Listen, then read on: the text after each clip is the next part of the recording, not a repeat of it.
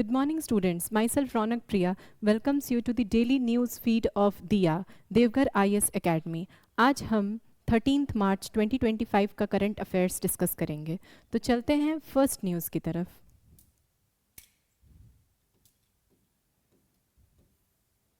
आज का first news है that in Mauritius, Prime Minister says free, open and secure Indian Ocean priority for both countries. Now, हमें ये पता है कि जो मॉरिशस है वो कैसी कंट्री है, located in western Indian ocean, right? Western Indian ocean पे लोकेटेड है और Indian prime minister Mauritius visit पर हैं. मॉरिशस का नेशनल डे सेलिब्रेशन है 12 मार्च को, राइट? मॉरिशस इंडिया के लिए एक स्ट्रेटेजिक पार्टनर या इम्पॉर्टेंट इसलिए है क्योंकि वो इंडिया को अपना एक स्ट्रेटेजिक पोजीशन, अपना एक सुदृढ़ जो जगह है वो बनाने में हेल्प कर सकता है इंडियन ओशन में, राइट? और इससे हम क्या कर सकते हैं कि अगर हमारा बॉन्डिंग अच्छा होगा मॉरिशस के साथ तो हम चाइनीज एग्रेशन को इंडियन ओशन में काउंटर कर सकते हैं, राइट? तो इसलिए इंडिया और मॉरिशस क्लोज रिलेशन की तरफ बढ़ रहे हैं. नाउ इस न्यूज़ में इंपॉर्टेंट ये है कि हम कुछ इंपॉर्टेंट आइलैंड्स को मार्क कर लें जो मॉरिशस में लोकेटेड है और उससे प्रीलिम्स पर्सपेक्टिव से क्वेश्चंस लगातार यूपीएससी पूछती रहती है. तो कुछ इंपॉर्टेंट आइलैंड्स हैं जैसे चैगोस आर्किपिलागो, ठीक है, Chagos archipelago, Agalega islands,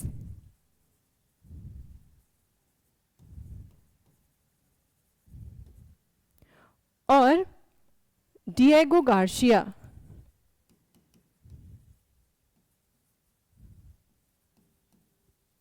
now Chagos archipelago, Diego Garcia और अगालगा आइलैंड.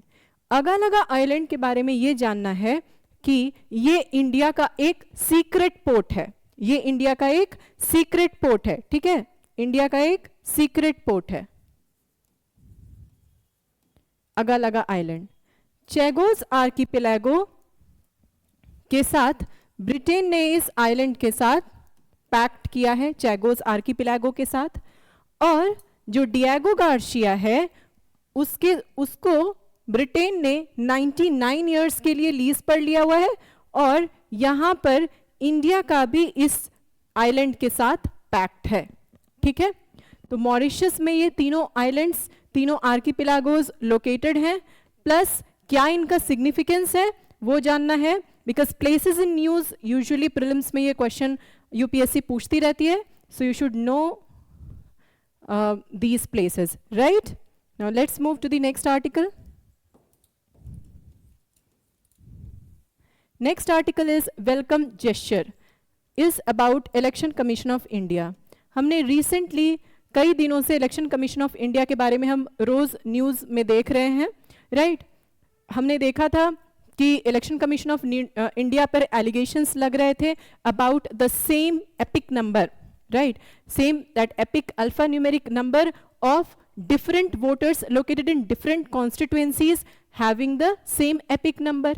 ठीक है, ईवीएम इशू था, हेट स्पीच का इशू था, इंक्रीज्ड वोटर काउंट है ना, अचानक से एकदम ट्रेमेंडस वोटर काउंट में इंक्रीज, ये सब की वजह से इलेक्शन कमीशन ऑफ इंडिया लगातार न्यूज में था, राइट? तो अभी क्या है कि election commission of India as a welcome gesture उन्होंने सारे पॉलिटिकल पार्टीज का एक मीटिंग बुलाया है ताकि यूनानिमसली हम क्या कर सकें, डिसीजन ले सकें, ठीक है, एक यूनानिमस डिसीजन ले सकें ताकि जो भी allegations election commission of India पर लग रहे हैं उसको, उन एलिगेशंस को सोल्यूशन निकाला जा सके, ठीक है. तो सबसे पहले किन मुद्दों पर बातचीत होगी? सबसे पहले ईवीएम इशू पे, क्योंकि ईवीएम पे क्या होता है ना कि इस पे ट्रस्ट इशू है मेनली अपोजिशन पॉलिटिकल पार्टीज को, राइट? ईवीएम इशू पे डिस्कशन होगा. दूसरा यहां पे हेट स्पीच इस टॉपिक पे डिस्कशन होगी।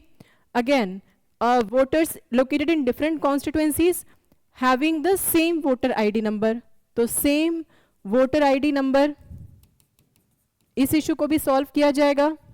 ठीक है, रेगुलेशन ऑन एक्सपेंडिचर इन, है ना, इन इलेक्शन कैंपेन, चुनाव प्रचार के दौरान जो खर्च होते हैं उस पर रेगुलेशन, इन सब पर चर्चाएं होंगी ऑल पार्टी मीट में जो इलेक्शन कमीशन ऑफ इंडिया के द्वारा कंडक्ट कराई जा रही है।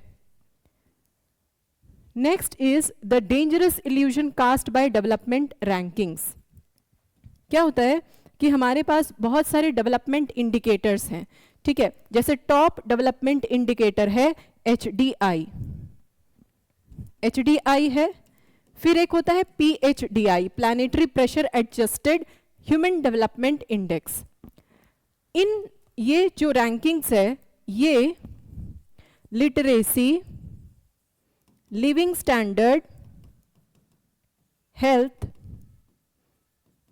ठीक है, इन बेसिस पर कंट्रीज को रैंक करती है कि कौन कंट्री सबसे बेस्ट है लिविंग के लिए, राइट। तो इन इंडिकेटर्स के हिसाब से आयरलैंड, USA, स्विट्जरलैंड, ये जो कंट्रीज हैं ये क्या है, ये टॉप कंट्रीज हैं, ठीक है, रहने के लिए सबसे बेस्ट प्लेसेस हैं ये कंट्रीज।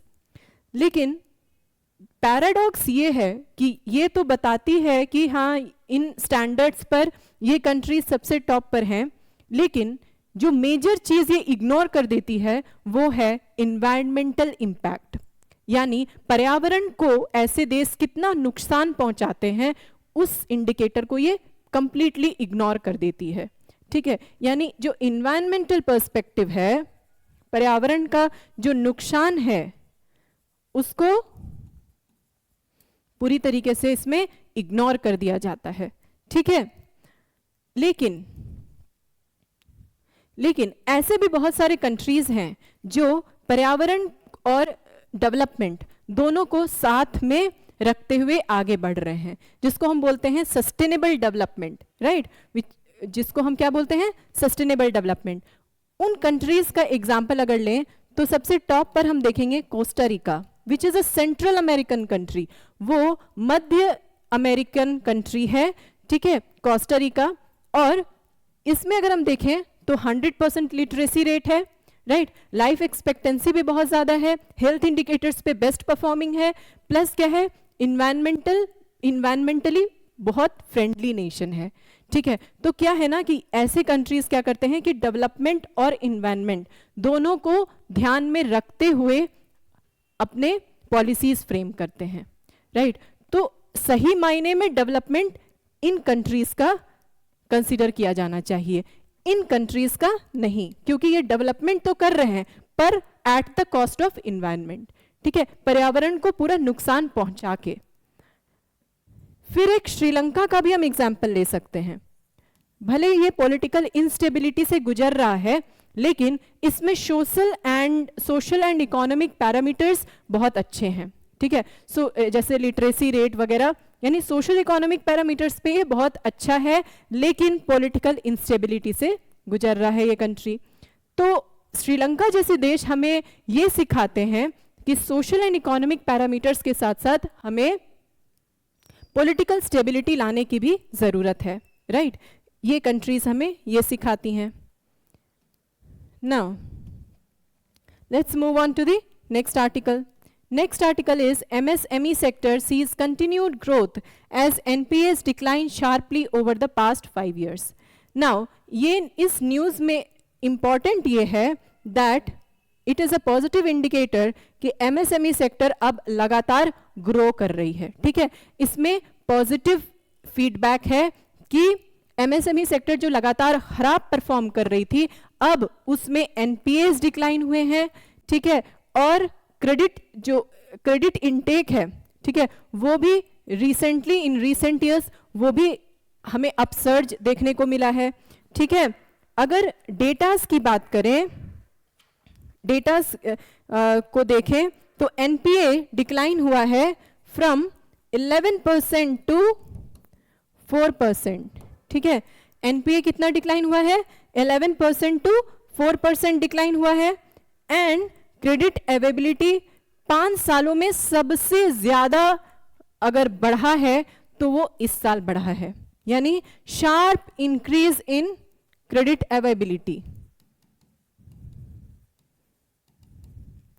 ठीक है, तो ये जो सिग्निफिकेंट ग्रोथ है एमएसएमई सेक्टर का, वो हम कुछ जो सरकार के पॉजिटिव स्टेप्स हैं उसको डेडिकेट कर सकते हैं, जैसे prudential framework for resolution of stressed assets, ठीक है, 2019 का, और दूसरा है framework for revival and rehabilitation of MSMEs.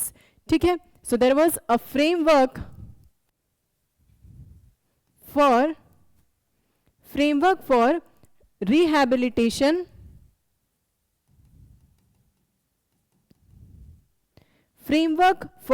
rehabilitation and revival of MSMEs।